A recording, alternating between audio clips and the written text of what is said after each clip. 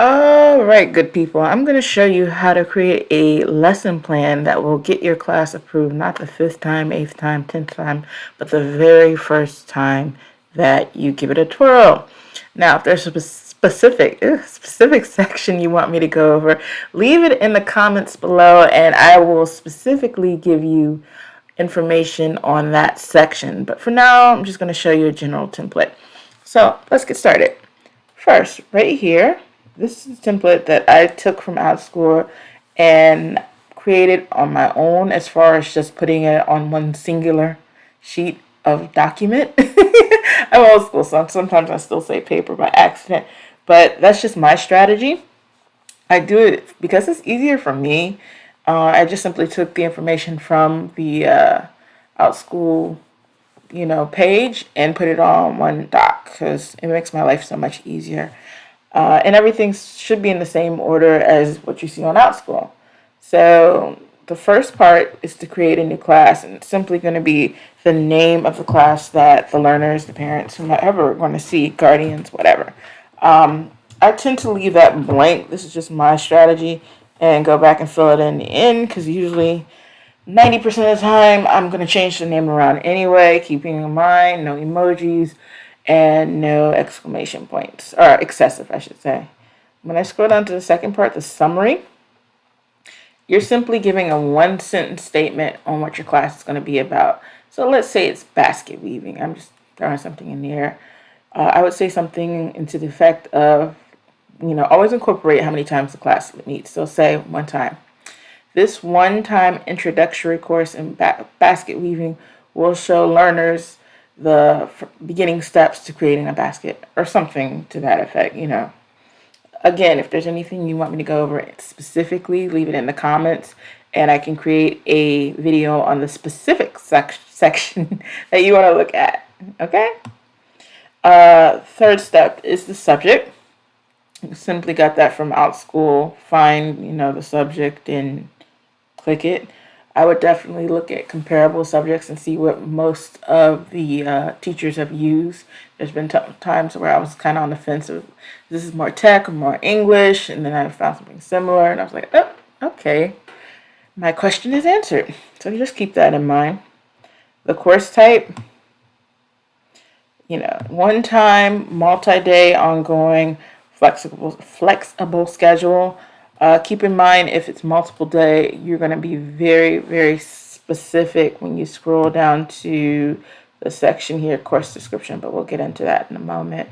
Ongoing, I think it says you have to have at least 4 to 5 sessions scheduled in your lesson. I'm going to refer to it as lesson planning, but they say course description. So we'll get into that in a moment. Image and video, my advice is to go on Canvas, and I've been noticing a lot of people use one singular picture, so I guess you could do that if you want. I'm not going to get into specifics unless you ask me to for image and video. Video, I usually don't do. I have done it for one course, but I tend not to. Course format, age group, class size, course duration. Everything that Outschool wants you to do is right here. I still hear people ask questions like, I don't understand why my class wasn't approved when I had learners as young as 5 and as old as 15. Reading is fundamental. You can read. I'm not going to get into that, but yeah. Course description. Now, here's the part that I really need to make a second video on because this is basically your introductory course on lesson planning. I'm not going to get into specifics. But this is the part where a lot of people tend to get their courses sent back because they are not specific enough, especially if you're doing a multi-day or ongoing course. You have to be super specific. Like, when I say super specific, not scripting where you're saying, teacher says blah, blah, blah, but very specific. I'm giving away a huge secret of mine. I always incorporate Bloom's taxonomy words in the section. If you're not familiar with that, Google. With your class experiences, definitely read here. Like I've seen some courses that were 1 days that are missing a lot of information. I guess that's the way Outschool rolls. But when you're having more than a 1 day class, you definitely need to go over what will be taught, what topics will be covered. I mean, you guys can read. And like I said, I'm more than willing to do a longer video on this section. I'm just not doing that right now. Okay? Your learning goals are optional. In my opinion, they're not optional if you're doing a multi-day class or ongoing class. It's, to me, necessary if you want to get approved the first time as far as what students will learn. Homework, now that's truly optional. If you're not doing homework, you don't need to do it. If you are, you will. This is my rule of thumb. I also tend to submit all the documents I want the students to use throughout the homework in the course, And like I said, none of the courses that all the courses that I have submitted, I've gotten approved the first time because I'm very, very detailed with these lesson plans. Maybe I'll show you one of mine. Maybe I won't. I don't know. A little secretive.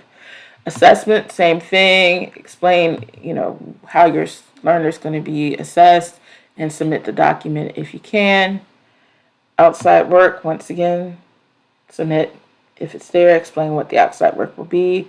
The parental guidance, honestly, I have not done that. None of the courses I have taught really need parental guidance. So that part I do leave it blank, but it's there if you're teaching something of, a more mature subject matter, whether you're reading something like The Catcher in the Rye, or books, I don't know. That's not a good true story. I've never even read The Catcher in the Rye. So I guess maybe a book that's considered more controversial, you would use that for, but otherwise I leave that blank.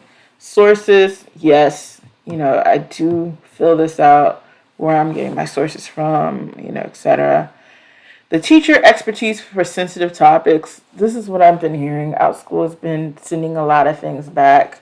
If you're teaching subject matter that can be controversial, you have to explain your expertise. And in that section, you're really going to show yourself off. Like, I'm an expert because I have a master's in English, or I'm an expert because I've led a conference on the topic of, you're basically going to pump yourself up as much as you can. Now, I have not had to fill that out, but some of my clients I've helped because I do. We'll get into more of that later. Materials, once again, be as specific as possible. If you're going to use, say, what's a website that's popular? Say, Kahoot. Explain you're going to use Kahoot. Tell your learner, tell potential students up front they're going to need it. And, I've heard stories of people saying, parents were upset because their computer time was lagging. Explain, like, you expect your Wi-Fi to be on point. Don't say on point. That's not professional, but you know what I'm saying. Try to cover all your bases up front, so parents can't come back and say blah blah blah. And if they do, and you can professionally let it be known that you did say up front in the course that this was the way it was going to be. If they mark you less than 5 stars. What else?